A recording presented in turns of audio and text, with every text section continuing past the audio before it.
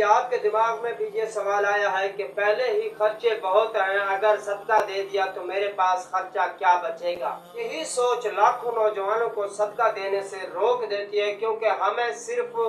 وہی پیسہ نظر آتا ہے جو ہماری جیب سے نکلتا ہے، اگر وہ برکت نظر نہیں آتی جو اللہ تبارک و تعالی ہماری زندگی میں نازل فرما دیتا ہے۔ ذرا سوچئے، دو لوگ ہیں، ایک جیسی تنخواہ کماتے ہیں، ایک ہمیشہ پریشان رہتا ہے، پیسہ آتا ہے فوراً ہی ختم ہو جاتا ہے، اور دوسرا کم آمدنی کے باوجود بھی پرسکون ہے،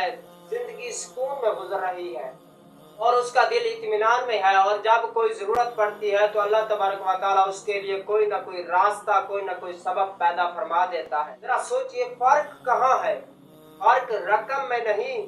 فرق اس برکت میں ہے۔ بہت ہی غور طلب بات یہ ہے کہ جب انسان جمع کرنے کی کوشش میں لگ جاتا ہے تو اس کے دل کا خوف بھی کہیں زیادہ بڑھ جاتا ہے، ہمیشہ لگتا ہے کہ میرے پاس رقم بہت کم ہے، لیکن جب وہ اللہ تبارک و تعالیٰ کی راہ میں خرچ کرتا ہے تو اس کے دل میں اعتماد، شکر اور وسعت پیدا ہوتی ہے۔ نبی کریم صلی اللہ علیہ وسلم نے ارشاد فرمایا کہ صدقہ مال کو کم نہیں کرتا،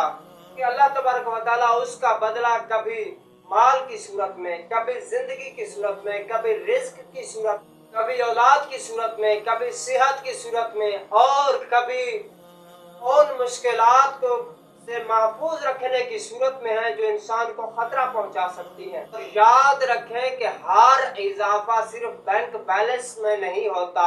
کچھ اضافے انسان کی زندگی کی برکت میں بھی ہوتے ہیں۔ آج سے ایک اپنی عادت بنا لیں،